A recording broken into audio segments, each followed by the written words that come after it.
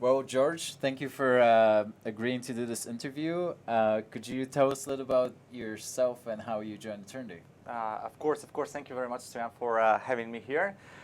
So yeah, I'm George Spasov. I'm a blockchain architect in LimeChain, and about maybe a year and a half ago now, we decided to try and enter the Eternity ecospace because we decided that actually we can contribute with different tooling that is there. So we decided, hey, I think we can build very nice tools around Eternity, and started with one that is a project. And from there, it has grown into pretty much the hands in every developer of the ecosystem now.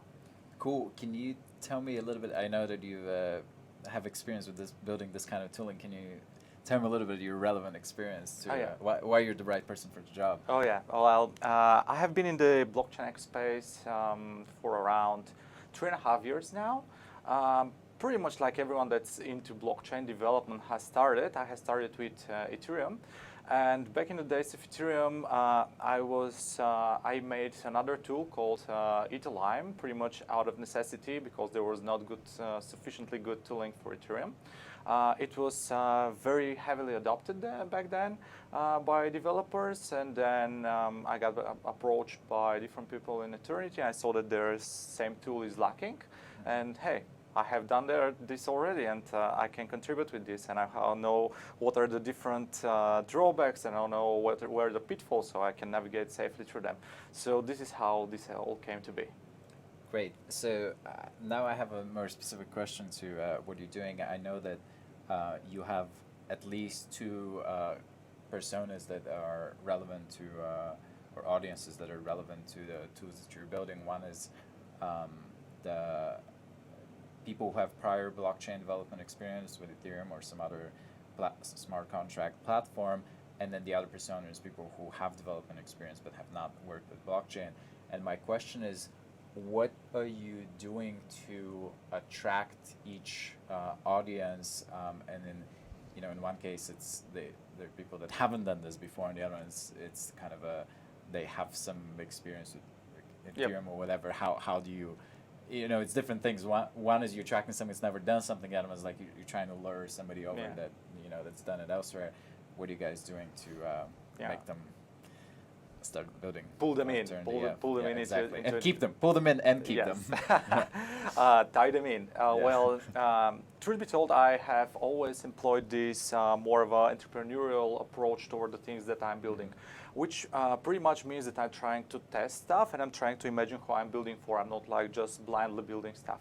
So one of the first things that we did when we started doing a project was actually to try and define the personas as you define them. Like you have the developer that is experienced in other networks and wants to switch to Eternity, or we have to lure him into Eternity. And we have the developer that is not experienced in blockchain. We have to teach them the blockchain. Of course, there is one more persona that is somebody that is not yet developer, but this is like going to be a very, very tough process to like draw them into Eternity because they're going to have so much complexity there. So when we were defining the different, the two major personas that are there, we defined the very specific goals for each and every one of them and very specific ways to draw them in. For the person that is experienced in blockchain development, we decided that we want to create a similar experience to what is already there, while highlighting what are the differences, how Eternity is better. So on one hand, we had to combine something that they're used to so that they can, like, their mental model can click and say, hey, yeah, I know that. I think I can use them, I can apply it again. And then we subtly actually pull them into things that Eternity actually does better, like the state channels, like the inbuilt naming system, generalized accounts, huge thing. I'm looking so much forward to seeing how this is going to be developed. As for people that are actually not into blockchain development, we have devised something that we call Tour of Go. It's still under development. It's going to be there soon.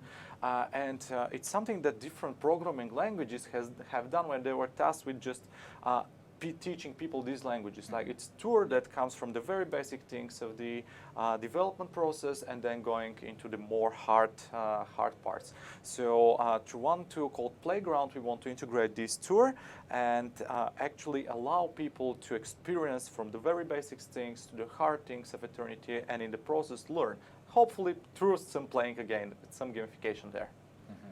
Cool. I have one more question. So once you feel like the tools are in sort of sufficiently mature state, is there a strategy coming from you or from Eternity as a whole to kind of proactively reach out and grab people? Meaning not just like put the tools out there and hope that people find them somehow to the internet or whatever. Like how do we say, hey, look at this, look at this thing that we have? Very interesting, again, drawing from my experience with the other tool that we built for Ethereum, probably one of the best things that we did there is that we actually ran our own popularization campaigns, and this has been like giving us additional benefits over time and over time and over time. And for example, now we have applied for a grant from the foundation to actually develop further this tooling.